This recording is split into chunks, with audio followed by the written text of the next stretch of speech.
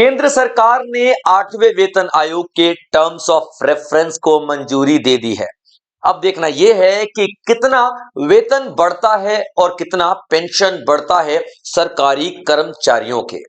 तो चलिए आज के सेशन में इसी बात की व्याख्या करेंगे, इसी बात की चीर-फाड़ करेंगे, देखेंगे क्या क्या टर्म्स एंड कंडीशंस सरकार की है और किस तरीके से यह तय किया जाता है कि कितनी सैलरी बढ़ाई जाएगी और कितना पेंशन बढ़ाया जाएगा। तो सबसे पहले देखते हैं कि वेतन आयोग यानी कि पे कमीशन क्या होता है। पे कमीशन एक ऐसा आयोग होता है जो ये डिसाइड करता है या यूं कह लीजिए जो ये छानबीन करता है, रिसर्च करता है कि कितना वेतन बढ़ना चाहिए सरकारी कर्मचारियों का या कितना पेंशन बढ़ना चाहिए पेंशन धारकों का। अब महंगाई बढ़ रही है तो जाहिर सी बात है सैलरी भी बढ़ेगी, जाहिर सी बात है पेंशन भी बढ़ेगी, लेकिन सवाल यह है कि कितना बढ़ेगा, है ना। तो इसी के लिए पे कमीशन यानी कि वेतन आयोग का गठन किया जाता है और हर 10 साल में एक बार ये आयोग बनाया जाता है, क्योंकि हर 10 साल में एक बार पे यानी कि पेमेंट यानी कि वेतन बढ़ाया जाता है सरकारी कर्मचारियों का और पेंशन भी बढ़ाया जाता है। तो यूनियन कैबिनेट ने, जिसके हेड आपको पता ही है हमारे प्रधानमंत्री नरेंद्र मोदी जी हैं, इन्होंने अप्रूव कर दिया है terms of reference. Terms of reference किसके लिए? 8वें वेतन आयोग के लिए। टर्म्स ऑफ रेफरेंस का मतलब क्या होता है?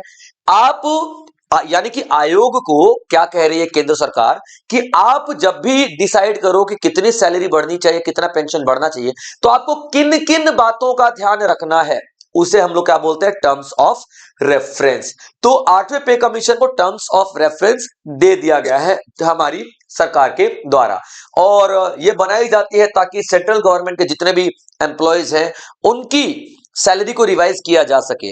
और ये स्टेट लेवल पर भी होता है, जैसे कि अभी हाल ही में न्यूज थी परसों की ही कि असम ऐसा पहला स्टेट बन चुका है जिसने पे कमीशन लागू किया है, अपना 8वां पे कमीशन लागू कर दिया है।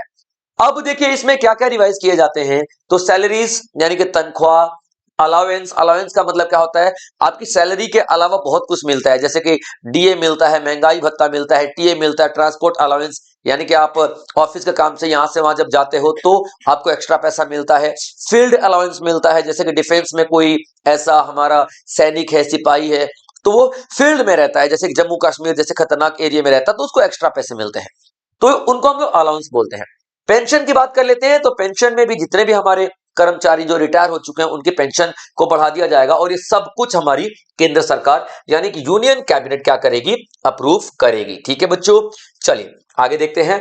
अब इसमें अब आगे क्या है आपके लिए? अब जो फीचर्स की हम बात कर लेते हैं, है ना। फीचर्स क्या क्या है हमारे 8th पे कमीशन के, यानी कि 8th पे कमीशन में हम लोग यहाँ किन किन बातों पे एग्री कर रहे हैं या फिर कौन कौन सी बातें हमको यहाँ पे ध्यान में रखनी है। सबसे पहले देखिएगा, जब भी 8th पे कमीशन लागू होगा तो यहाँ पे फिटमेंट फैक्टर कितना ऐड किया जाएगा? 2.8। ये अभी तक डिसाइडेड है, बाकी आगे आयोग चेंज भी कर सकती है। फिटमेंट फैक्टर क्या होता है? फिटमेंट फैक्टर क्या होता है यानी कि कितने गुना, कितने गुना, कितने गुना, साधारण शब्दों में कितने गुना सैलरी बढ़ेगी, कितने गुना सैलरी बढ़ेगी। ठीक है, बढ़ेगी। अब इसका क्या मतलब है? जैसे मान लीजिए किसी कर्मचारी की सैलरी है कितना, 2 लाख रुपए किसी कर्मचारी की सैलरी है, तो इसको गुणा कर दिया जाएगा 2.28 से, यानी कि 2 दूना 4, 4 लाख और 28, 4,56,000 इसकी सैलरी 8वें पे कमीशन के बाद हो जाएगी। ठीक है, 2 लाख गुणा 2.28, तो इसे हम क्या बोलते हैं? Fitment factor. Fitment factor. तो अभी तक फिटमेंट फैक्टर 8वें पे कमीशन के लिए 2.28 निर्धारित किया गया है, जिससे क्या होगा, जिनकी जो मिनिमम वेजेस है, ठीक है, मिनिमम वेजेस जो 18,000 से बढ़कर तकरीबन 41,000 तक हो जाएगी। डीए भी बढ़ाया जाएगा और ये जो डीए है, डियरनेस अलाउंस की बात करें, ये तकरीबन 70% बढ़ा दिया जाएगा। महंगाई के हिसाब से बढ़ाया जाता है, इसको बोलते ही हम लोग महंगाई भत्ता है। और ये इसलिए बढ़ाया जाता है कि जैसे मान लीजिए सरकार ने 1,000 की सैलरी 2,000 कर दी और इधर महंगाई भी 1,000 से 2,000 हो गई, तो भाई बढ़ा क्या? कुछ भी नहीं बढ़ा ना, तो इसको डियरनेस अलाउंस भी बोलते हैं, है ना। तो डियरनेस अलाउंस तकरीबन 70% बढ़ाने का यहाँ पे बात की जा रही है और जो बेसिक पे के साथ मर्ज कर दिया जाएगा, यानी कि जो आपकी सैलरी है ना, बेसिक पे है उसमें इसको मर्ज कर दिया जाएगा, जोड़ के आप लोगों को क्या कर दिया जाएगा, दे दिया जाएगा। और ओवरऑल अगर बात किया जाए, ठीक है, तो सैलरी हाइक 14% से लेकर के 20% के बीच में आपको दिखाई देगी। ओवरऑल हाइक याद है, ये बेसिक पे की बात कर रहा हूं मैं, बेसिक पे की बात कर रहा हूं मैं, ठीक है। अगर इसमें टीए डीए या फिर सब कुछ आपका एक्स्ट्रा अलाउंस जोड़ दिया गया तो तकरीबन तकरीबन 100% से ज्यादा, दुगनी से भी ज्यादा आपकी सैलरी हो जाएगी। लेकिन ये बेसिक पे की बात कर रहा हूं मैं, तो 14 से 20% आपका बेसिक पे बढ़ जाएगा। अभी देखिए किन किन को बेनिफिट होने वाले हैं इन सब चीजों से। तो जितने भी हमारे सेंट्रल गवर्नमेंट के एम्प्लॉइज हैं उनको 48 से 48.62 लाख लोग हैं, 67.85 लाख पेंशनर्स हैं, उनको पेंशन बढ़ा दी जाएगी। इसके बाद जो भी सैलरी और पेंशन हमारी इंक्रीज होगी वो दोनों में देखने के लिए मिलेगा। और परसेंटेज मैं आपको बता ही चुका हूं, और फिटमेंट फैक्टर 2.28 में बता ही चुका हूं। यहां पे आप देखना जो भी एक्सपेक्टेड सैलरी होगी तकरीबन 20,000 से 25,000 तो बढ़ ही जाएगी, ठीक है, बढ़ ही जाएगी, याद रखिएगा। Clear point. चलिए अब आप सोचेंगे कि 20,000 से 25,000 सर ये कैसे बता सकते हो, यानी कि हो सकता है किसी किसी की सैलरी 6-6 लाख रुपए हो, है ना, तो उस पर तो 20-25,000 बहुत ही कम परसेंटेज बढ़ा।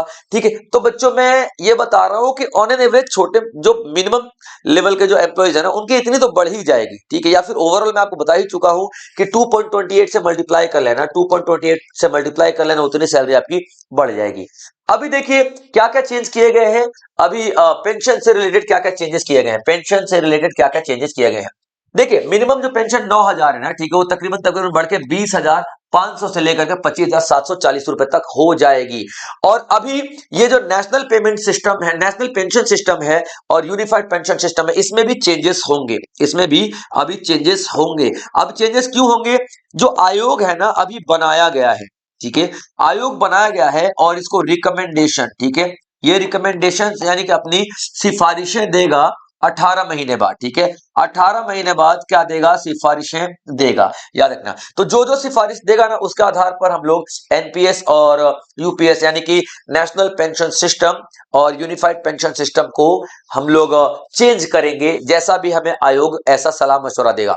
अच्छा एक और बात, ये आपको जब सलाह मशवरा देगा ना, ये तब की बात है ना, जब सलाह मशवरा देगा तब की बात है कि कितना बढ़ाया जाएगा कितना नहीं बढ़ाया जाएगा। जो भी बढ़ाया जाएगा ना, लेकिन उसकी जोड़ शुरुआत हो जाएगी 1 जनवरी 2026 से, 1 जनवरी 2026 से जोड़ मतलब ऐड शुरू हो जाएगा। जैसे मान लीजिए आपकी सैलरी में हर महीने 12,000 रुपए बढ़ रहा है, आपकी सैलरी में हर महीने 12,000 रुपए बढ़ रहा है इस 8वें पे कमीशन के हिसाब से, लेकिन इस आयोग ने 2027 जनवरी लगा दिया अपना रिपोर्ट देने में, यानी कि 12 महीने। तो याद रखना, तो 12,000 गुणे 12 यानी कि 1,44,000 आपको अमाउंट इकट्ठा मिलेगा 2023 में, यानी कि जुड़ता रहेगा, ठीक है। जुड़ना आपका 1 जनवरी 2026 से ही शुरू हो जाएगा, भले ही रिकमेंडेशन 12 महीने बाद, 18 महीने बाद, 24 महीने बाद दे। जब भी रिकमेंडेशन देगा तो सरकार आपको उतना पैसा जोड़ बटोर को दे देगी। इसको हम लोग बोलते हैं एरियर, एरियर के नाम से जानते हैं, ARREAR, ठीक है बच्चों, याद रख लेना।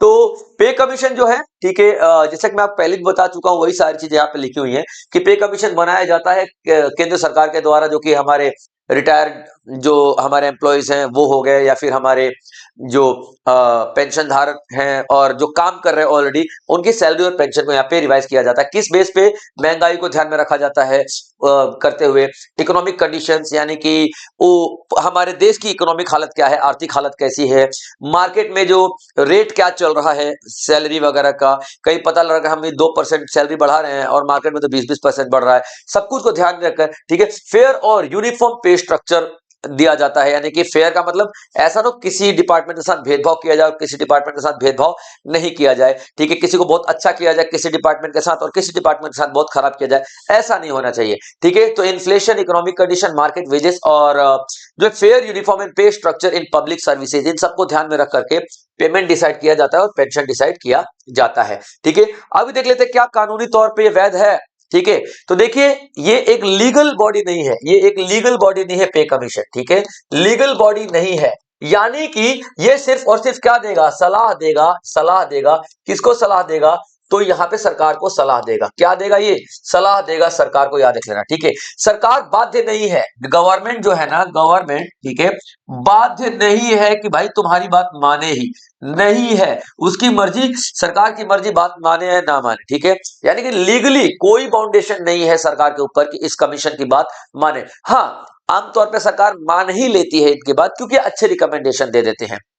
अब ये जो भी रिकमेंडेशन देंगे ना सरकार, उसमें दो चीजों का ध्यान में रखेगी। एक तो एम्प्लॉयज का वेलफेयर हो, जो कि ये बढ़ा रहे हैं सैलरी और पेंशन, तो जाहिर सी बात है एम्प्लॉयज का वेलफेयर हो ही रहा है। और उस वेलफेयर को ध्यान में रखते हुए हमको एक और चीज ध्यान रखनी है, फिस्कल डिसिप्लिन खराब ना हो। फिस्कल डिसिप्लिन सरकार का इनकम और एक्सपेंडिचर से रिलेटेड पूरे स्टेटमेंट को कहते हैं फिस्कल डिसिप्लिन। कहीं ऐसा ना हो, ठीक है, कि सरकार का यहाँ पे 10,000 करोड़ का या फिर 10 लाख करोड़ का क्या हो जाए, घाटा होने लग जाए। अब सरकार ये 10 करोड़ कहां से लाएगी भाई एक्स्ट्रा, क्योंकि सैलरी बढ़ाने की वजह से दिया जा रहा है, जरूरत पड़ रही है 10 लाख करोड़ एक्स्ट्रा, तो क्या करेगी? टैक्स लगा देगी, आम इंसान पे टैक्स लगा देगी, तो सामान अपने आप महंगे हो जाएगी। तो एक तरफ सामान महंगे हो रहे हैं और एक तरफ आप क्या दे रहे हो उनको? पैसा दे रहे हो। तो घूम फिर के बात बराबर ही आ रही है। पहले मैं जो सामान 10 रुपए का खरीदता था, अब मुझे 15 रुपए की मिलेगी, और क्योंकि आपने मुझे 5 रुपए एक्स्ट्रा दिए है, तो 5 रुपए तो आप ही ने ले लिए टैक्स बढ़ा के। तो हुआ क्या बेसिकली मेन? तो सरकार क्या करेगी? अपने फिस्कल डिसिप्लिन यानी खर्चे और इनकम को ध्यान में रखते हुए एम्प्लॉयज को वेलफेयर पे फोकस करेगी। यानी कि सरकार यूं ही हवा में बातें नहीं करेगी, पूरा पूरा एक मसौदा तैयार करेगी, पूरा पूरा ब्लूप्रिंट तैयार करेगी, कैलकुलेशंस करके डिसीजन लेगी यहाँ पे। अब देखिए कब किया गया था ये पे कमीशन? शुरुआत 10 साल में होता है, पहला 1946 में किया गया था। और कौन इसको ऑपरेट करता है? डिपार्टमेंट ऑफ एक्सपेंडिचर, यानी कि व्यय, ठीक है, व्यय विभाग। व्यय विभाग किसका? व्यय विभाग किसका? तो वित्त मंत्रालय का, वित्त मंत्रालय का व्यय विभाग, ठीक है। व्यय विभाग क्या करता है? ये पूरा पूरा ऑपरेट करता है। और ये पे कमीशन में अलग अलग लेवल के, अलग अलग तरीके के एक्सपर्ट्स होते हैं, जिनको फाइनेंस का, इकोनॉमी का, इन्फ्लेशन का बहुत ही ज्यादा ज्ञान है। चलिए, ये तो था 8वां पे कमीशन। थोड़ा 7वां पे कमीशन भी देख लेते हैं, क्योंकि कई बार आप लोगों से पीछे की बातें भी पूछी जा सकती है। तो 7वां पे कमीशन के चेयरमैन थे ए के माथुर साहब। 2016 में 10 साल मैंने बताया, तो 2026 और इसके पीछे 10 साल, तो 2016 हो जाएगा, है ना। सैलरी में तकरीबन मिनिमम इंक्रीज 18,000 का तो हुआ था, पेंशन में 9,000 तक का हुआ था। और ये जितना भी सैलरी और पेंशन में बढ़ोतरी हुई थी ना, तो सरकार के ऊपर 1 लाख करोड़, जैसे मैंने आप क्या बताया आपको, ठीक है, कि सरकार के ऊपर वजन बहुत ज्यादा आ जाता है, बोझ बहुत ज्यादा आ जाता है, जिसके लिए सरकार टैक्स वैक्स लगा कर अपना इनकम बटोरने की कोशिश करती है। तो 1 लाख करोड़, 1 लाख करोड़ तक का एडिशनल बर्डन आया था सरकार पे 2017-18 वाले बजट में। और क्यों आया था? क्योंकि अब भाई अप्लाई कर दिया गया, तो डेफिनेटली लोगों को देना पड़ेगा ना सैलरी वगैरह, तो वही यहाँ पे सैलरी देने की बात है, ठीक है। तो 1 लाख करोड़ तक का तकरीबन बजट अब बढ़ गया था सरकार का, जिसकी वजह से सरकार के ऊपर बहुत ज्यादा बर्डन आ गया था। तो ये था आपका 8वां पे कमीशन, और जिससे सारे सारे पेंशन धारक हैं और जितने भी आपके एम्प्लॉयज हैं सरकार के, उनकी सैलरी और पेंशन डेफिनेटली बढ़ने वाली है। और कब बढ़ेगी ये तो पे कमीशन ही बताएगा, क्योंकि उसको 18 महीने का समय दिया गया है। लेकिन हाँ, जब भी बढ़ेगी जोड़ बटोर के आपको मिलेगी 1 जनवरी 2026 से, जब लागू होगा तब तक के लिए। तब तक आप लोग अपना ध्यान रखेंगे बच्चों। जय हिंद।